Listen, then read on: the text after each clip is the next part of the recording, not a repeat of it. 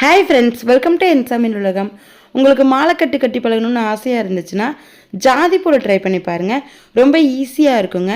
அதாவது மல்லிகைப்பூ இல்லை மற்ற பூவில் கட்டுறதை விட ஜாதிப்பூவில் வந்து பார்த்திங்கன்னா காம்பு கொஞ்சம் நீளமாக இருக்கிறதுனால கட்ட கொஞ்சம் ஈஸியாக வரும். ஃபஸ்ட் டைம் கட்டி பழகுறீங்க, இந்த மாதிரி ஜாதிப்பூவில் வந்து ட்ரை பண்ணி பாருங்கள்.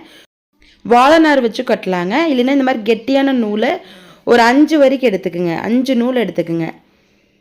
இப்போ இன்னொரு நூலை வந்து கொஞ்சமாக வந்து அந்த பின் பண்ணுறதுக்காக கேப் விட்டுட்டு அந்த நூலை வந்து கட்டி விட்டுறணும். இந்த மாதிரி ஒரு 2 சுற்றி கட்டி விட்டுருங்க. வாழைநார் இருந்துச்சுனாலும் பின் பண்ணுற கேப் விட்டு இந்த மாதிரி கட்டிக்கணுங்க. கொஞ்சம் நல்லா வந்து ரோப் மாதிரி திக்கான நூலாக எடுத்துக்குங்க. இல்லை உங்ககிட்ட வந்து பூ கட்டுற நூல் மெல்லிசாக தான் இருக்குது, உள்ள நூல் மாதிரி தான் இருக்குன்னா ஒரு 10 நூல் போட்டுக்குங்க. அப்போ கொஞ்சம் வந்து நல்லா திக்காக வந்துடும். இப்போ இந்த நூலை வந்து நூல்கண்ணில் அப்படியே இருக்கட்டுங்க, கட் பண்ணி விட வேணாம். இந்த முடிச்சுக்கு மேலே பூ வைக்கணும். ஜாதி பூங்கிறதுனால 3 பூவாக வைக்கிறேன். உங்களுக்கு வந்து நல்ல உருண்டை வந்து பெருசாக அகலமாக வேணும் அப்படின்னா காம்பு வந்து நல்லா தள்ளி வைங்க. இல்லை குறுகலாக வேணும்னா அந்த பூ வந்து ஒட்டி வச்சுக்கோங்க. அதாவது காம்பு தொடங்குற இடத்துல வச்சிங்கன்னா உங்களுக்கு ஈஸியாக இருக்கும்.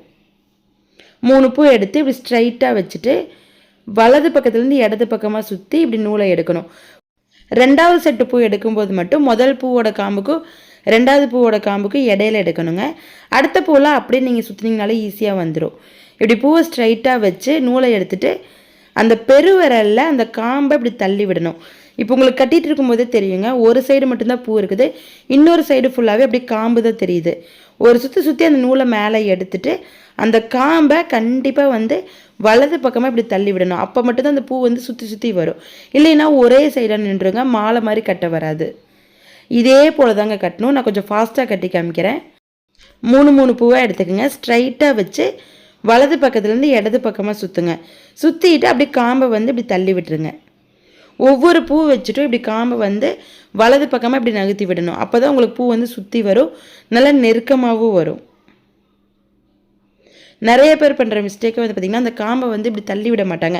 முந்தின பூவோட காம்புக்கும் இந்த பூவோட காம்புக்கும் இடையில எடுப்பாங்க. அப்படிலாம் பார்க்கவே தேவையில்லைங்க. முதல் 2 பூக்கு அப்படி எடுத்தால் போதும். அடுத்ததுலேருந்து நீங்கள் அப்படியே சுற்றுனீங்க அப்படின்னாலே ஆட்டோமேட்டிக்காக உங்களுக்கு வந்துடும். அந்த காம்பை மட்டும் இப்படி தள்ளி விட்டிங்கன்னா ஈஸியாக உங்களுக்கு கட்ட வந்துடுங்க. முதல் ஒரு 5 செட்டு வைக்கிற வரைக்கும் கஷ்டமாக இருக்கும். அதுக்கப்புறம் ஆட்டோமேட்டிக்காக உங்களுக்கு கை வந்து அந்த மாதிரி இப்படி தள்ளி விடுறதுக்கு வந்துடுங்க. இந்த ஒரு டெக்னிக் தெரிஞ்சால் போதுங்க, மாலை கட்டு சூப்பராக கட்டலாம். இதே போலவே எவ்வளோ நீளம் வேணுமோ நீங்கள் கட்டிக்கிங்க. ஏன்னா இந்த மாதிரி மாலைக்கட்டில் வந்து இடையில கட் பண்ணிங்க அப்படின்னா உதிர்ந்து விழுந்துடும். அதனால் நீங்கள் நீளம் பார்த்து ஃபஸ்ட்டே சூஸ் பண்ணிவிட்டு அதுக்கப்புறம் கட்டிக்கிங்க. லாஸ்ட்டாக ஒரு 2 சுற்று இந்த மாதிரி சுற்றிக்கணும். சுற்றிட்டு இப்போ நூல்கண்ணிலேருந்து நூலை கட் பண்ணிக்கலாங்க. கடைசியாக கட் பண்ணால் போதும். கொஞ்சம் வந்து நல்லா கேப் விட்டே கட் பண்ணிக்கிங்க. 2 சைடு நூலை வந்து இப்படி ஆப்போசிட்டில் இழுத்துட்டு அதுக்கப்புறம் அந்த 2 ஜாயின் பண்ணி இப்படி முடிச்சு போட்டுக்கணும். அந்த 5 நூல் போட்டிருக்கீங்களா கெட்டி நூல், அதுவும் பூ கட்டின நூல், இந்த 2ஐயும் சேர்த்துன மாதிரி அந்த லாஸ்ட்டு பூவோட காம்பை ஒட்டி வர மாதிரி முடிச்சு போட்டுக்குங்க. ஒரு 2 இல்லை 3 முடிச்சு போட்டுக்குங்க. நல்லா கெட்டியாக நின்றுக்குங்க, உருகி விழுகாது. ரொம்ப அழகாக இருக்குங்க.